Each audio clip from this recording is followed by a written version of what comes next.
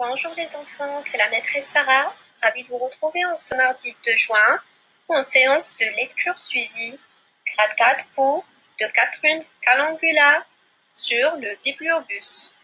Donc nous allons dans un premier lieu lire le résumé avant de répondre aux questions de compréhension.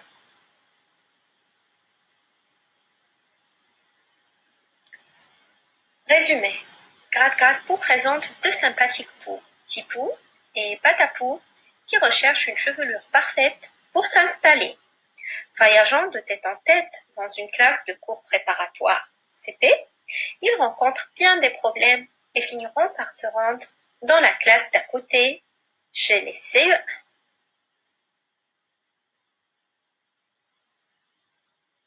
Des questions de compréhension. Première question. Que retrouve-t-on sur l'image? Qu'avez-vous répondu les enfants? On regarde ensemble. Sur l'image, on retrouve Tipou et Patapou.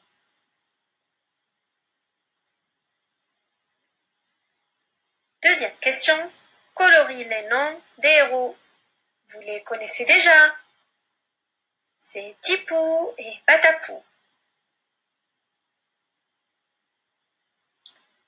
Troisième question. Numérote dans l'ordre les chevelures essayées par les deux amis. Vous vous rappelez de l'ordre de l'histoire, bien sûr. Nous avons en premier lieu la chevelure de la petite fille qui joue avec ses mèches de cheveux. Ensuite, la chevelure du petit garçon blanc. Ensuite, la manche du petit garçon roux. Et finalement, la chevelure de la petite fille.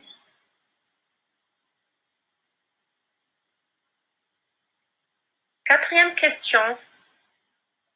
Pourquoi ne peuvent-ils pas rester sur la dernière tête? Nous avons la réponse sur la page 15. Qu'avez-vous répondu les enfants? Pour ceux qui n'ont pas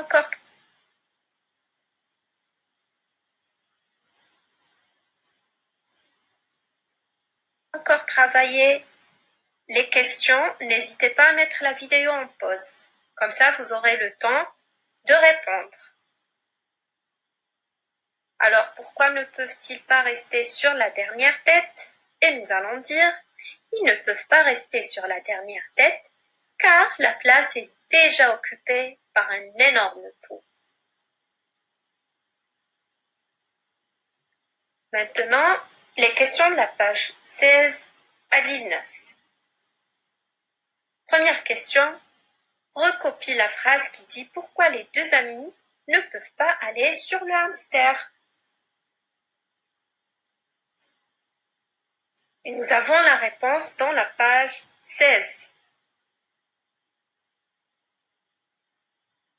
Qu'avez-vous répondu? Voici la phrase. Voyons, tu n'es pas un pou des bêtes, tu es un pou de tête. Donc, ils ne peuvent pas aller sur le hamster parce que les deux poux ne sont pas des poux des bêtes, ce sont des poux de tête. Et où trouvent-ils leur bonheur? Dernière question. C'est la dernière page de notre histoire. Nous avons la réponse. Vous l'avez trouvé, j'en suis sûre. Ils trouvent leur bonheur dans une classe de CE1. Voilà, j'espère que cette histoire vous a plu. Alors les enfants, je vais vous donner quelques conseils pour garder une bonne hygiène. Alors pourquoi déjà faut-il garder une bonne hygiène? Comme ça, on évite d'attraper des poux, d'attraper plein de maladies aussi et de toujours sentir bon. Le premier conseil, c'est de se brosser les dents 2 fois par jour, idéalement 3 fois par jour. Comme ça, on va éviter d'avoir des caries et on garde une haleine fraîche. Deuxième conseil, se laver les mains régulièrement parce qu'on a plein de microbes et de bactéries qui collent sur nos mains. Donc, on doit toujours se laver les mains au moins pendant 20 secondes et surtout avant de passer à table.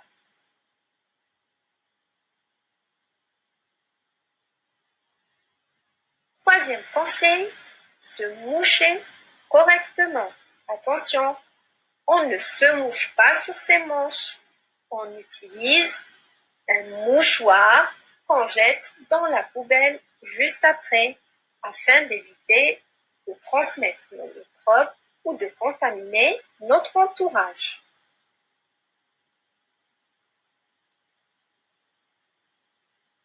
Quatrièmement, changer de vêtements tous les jours. On doit toujours porter des vêtements propres, n'est-ce pas les enfants? Et surtout, il faut changer de sous-vêtements quotidiennement les enfants.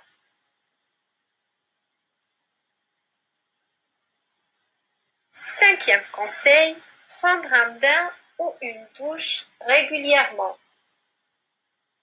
Donc, en plus de se sentir propre et de sentir bon, le bain ou bien la douche nous permet d'enlever toutes les saletés et tous les microbes qui peuvent coller par exemple sur nos cheveux ou bien sur notre corps. Ça permet aussi d'éviter les poux, n'est-ce pas? Et en plus, c'est un bon moment pour se relaxer et s'amuser.